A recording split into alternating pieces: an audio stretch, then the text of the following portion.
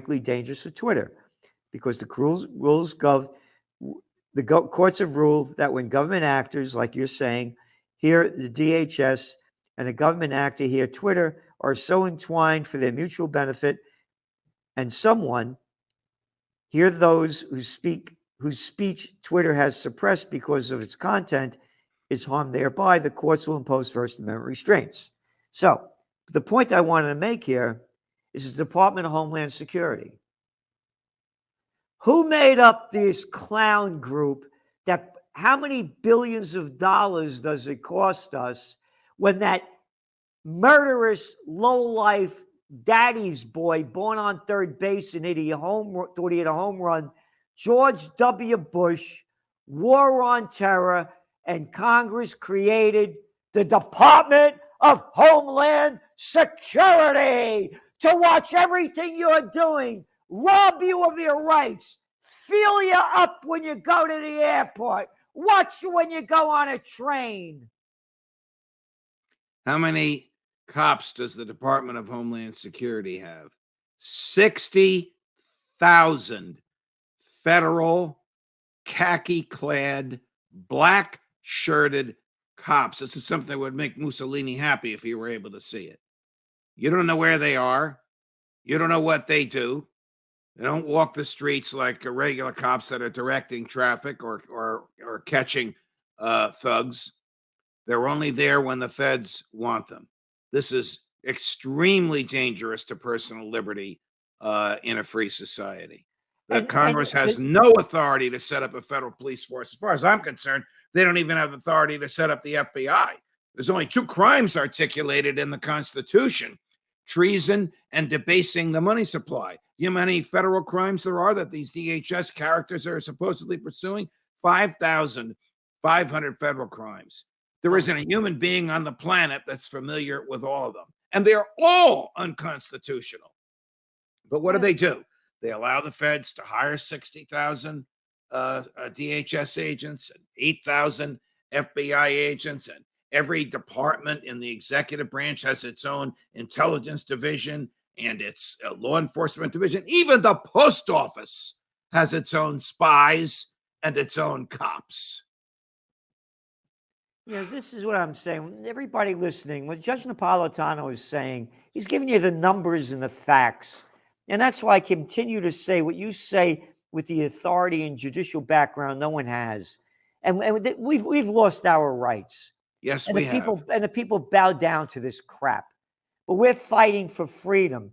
And everyone listening, don't forget, July 23rd, right up here in Kingston, New York, on the four corners of freedom, where the seeds of democracy was sown, Judge Napolitano is going to be one of the keynote speaker at this event.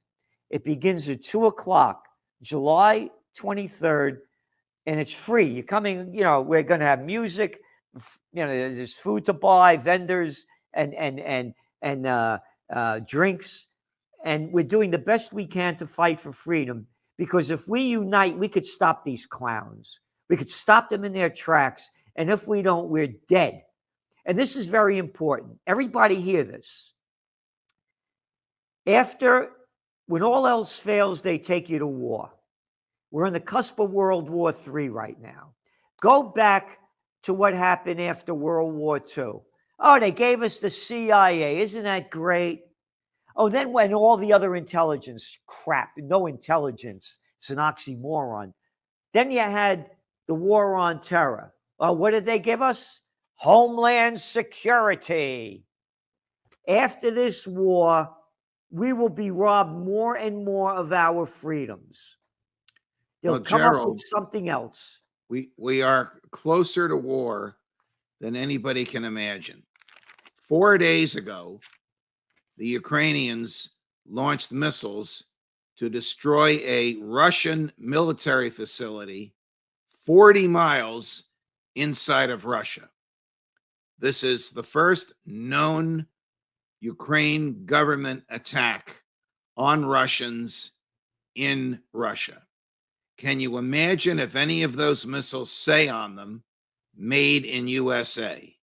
If they do, they might as well say, welcome to World War III.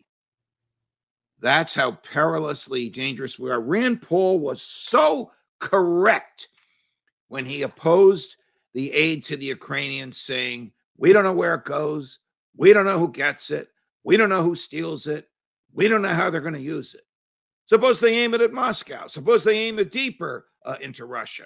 You would expect Russian retaliation. If it happened to us, we would retaliate. And here we are, our weaponry, billions of dollars into the hands of people that will use it recklessly in such a manner as to drag us in. And if we are dragged in because of this crazy NATO organization, which we should never have joined and which we should leave tomorrow, Donald Trump was correct.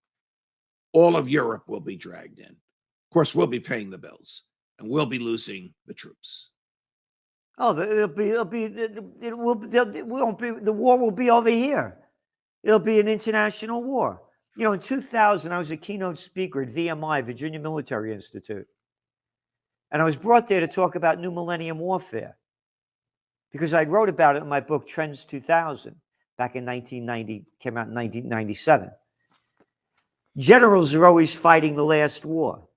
Here they bring a guy like me in to tell them what kind of weapons and what it will be. This is back then when the whole internet thing was just beginning. Right. And so this is going to be a war that it'll hit all over the world. But no one, again, we talked about this COVID war, Ukraine war, world war. We said this 2 days before Russia invaded Ukraine. It was the cover of the Trends Journal magazine. It's right there.